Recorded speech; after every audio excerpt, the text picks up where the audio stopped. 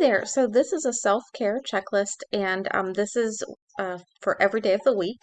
And this is perfect for anyone who wants to keep track of wanting to take better care of yourself, or if you already have a routine, just to write it down, and then you can, go back and check off the boxes and feel great about it once you've um, completed your checklist for the day.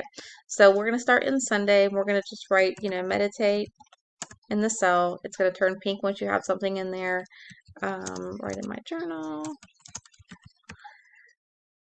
And then when you're done, you just check it all off and you can just watch this. As it's complete, the dark pink will get darker. And see it fills up the pie there. And I've got this pretty big, so if you wanted to use that, if you didn't like any of it, just highlight everything and delete it and uncheck all the boxes and then start fresh.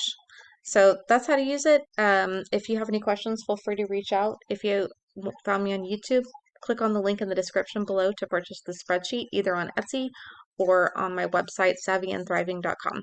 Have a great day.